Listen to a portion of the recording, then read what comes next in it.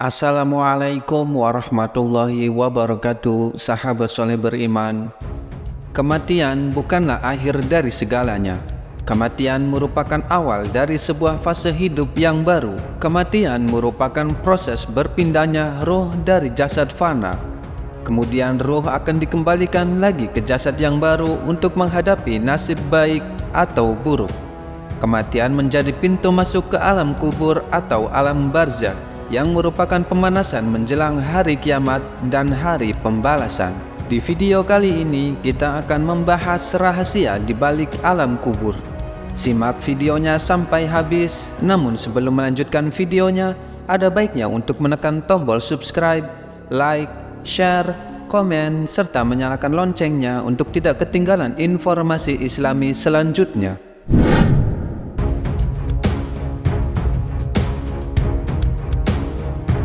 Di alam kubur atau alam barzakh inilah manusia menunggu hingga hari kiamat datang.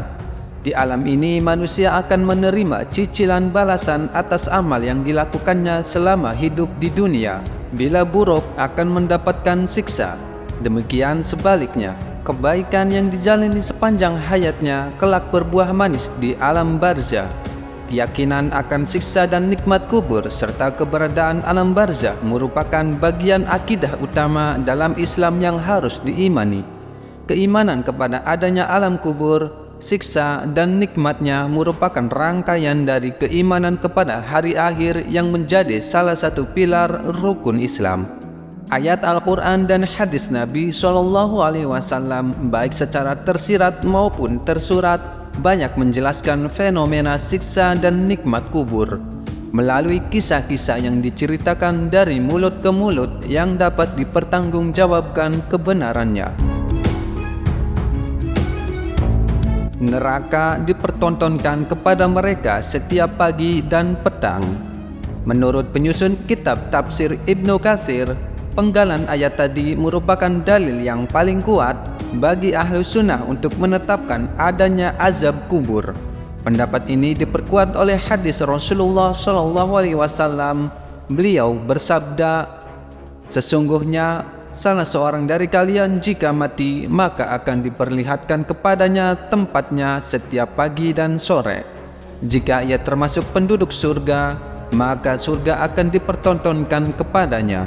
Jika ia penduduk neraka, maka neraka akan dipertontonkan dan dikatakan kepadanya, inilah tempatmu kelak di hari kiamat." Hadis riwayat Bukhari Muslim. Sementara dalam surat At-Taubah ayat 101, Allah menceritakan bahwa orang-orang munafik akan disiksa 2 kali.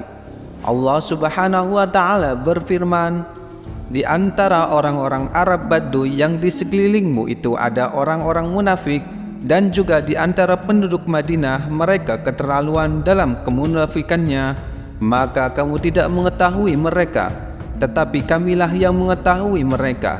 Nanti mereka akan kami siksa 2 kali, kemudian mereka akan dikembalikan kepada azab yang besar."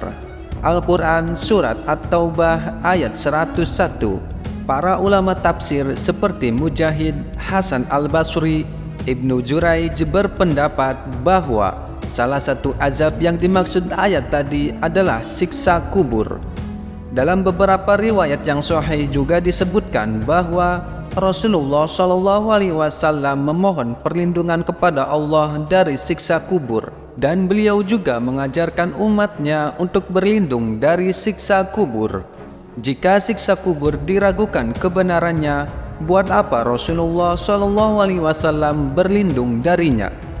Salah satunya ada dalam hadis yang diriwayatkan Imam Bukhari dan Imam Muslim. Beliau SAW bersabda, "Apabila salah seorang kalian bertasyahud, hendaklah dia meminta perlindungan dari 4 perkara. Hendaknya dia berdoa, 'Ya Allah, sesungguhnya aku berlindung kepadamu dari azab neraka jahanam, azab kubur, fitnah kehidupan dan kematian, serta dari kejelekan fitnah Al-Masih Ad-Dajjal." Hadis riwayat Bukhari dan Muslim. Walaupun namanya alam kubur, kemudian ada siksa dan nikmat kubur, bukan berarti yang tidak dikubur bebas dari pengalaman alam kubur dan bebas dari siksa atau nikmatnya. Alam kubur hanya istilah karena mayoritas manusia memang dikubur setelah kematiannya. Tetapi siksa dan nikmat itu berlaku bagi siapapun yang telah mati dan menunggu dibangkitkan di hari kiamat nanti. Baik jasadnya dibakar, kemudian ditabur ke laut atau dimakan binatang sehingga habis tak tersisa, semuanya tetap mengalami siksa atau nikmat kubur.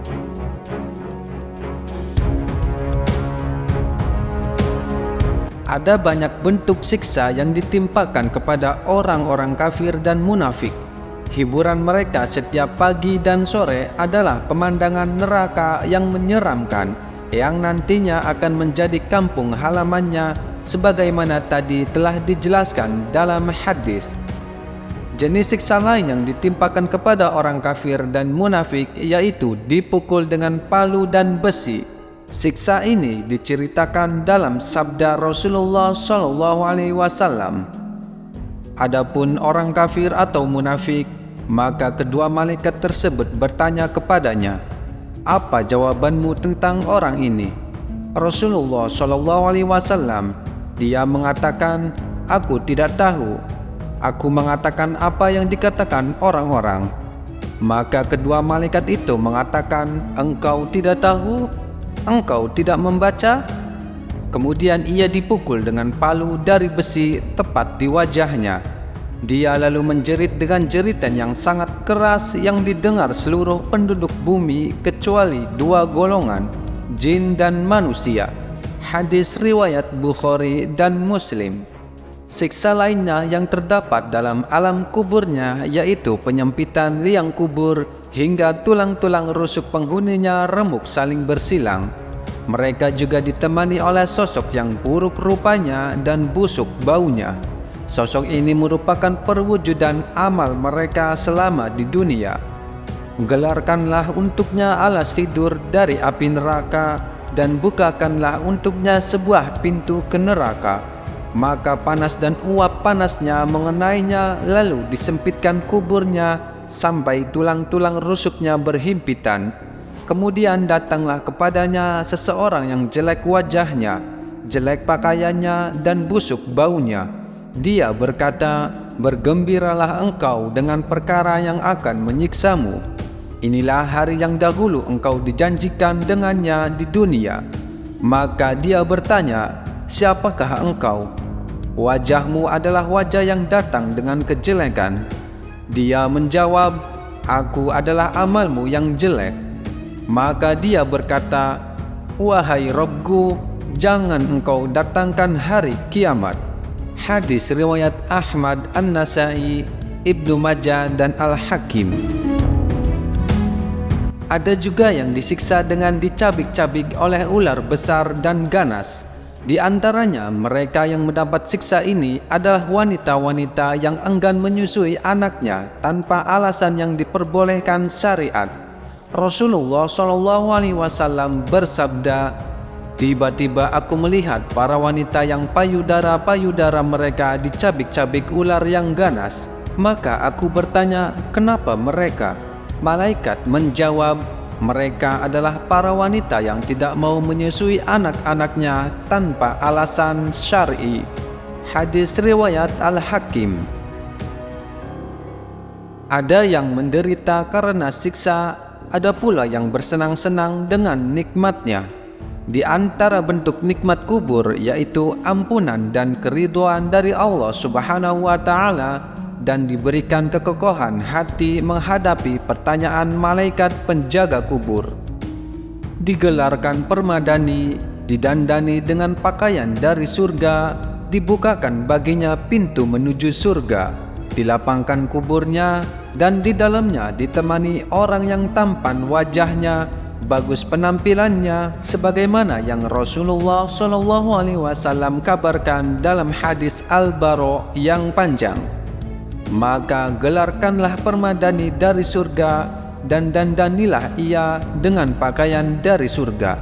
Bukakanlah baginya sebuah pintu ke surga, maka sampailah kepadanya bau wangi dan keindahannya. Dilapangkan kuburnya sejauh mata memandang. Kemudian datang kepadanya seorang yang tampan wajahnya, bagus pakaiannya, wangi baunya. Lalu dia berkata, "Berbahagialah dengan perkara yang menyenangkanmu. Ini adalah hari yang dahulu kamu dijanjikan." Ia pun bertanya, "Siapa kamu?" "Wajahmu adalah wajah yang datang membawa kebaikan." Dia menjawab, "Aku adalah amalanmu yang soleh." Hadis riwayat Ahmad dan Abu Daud.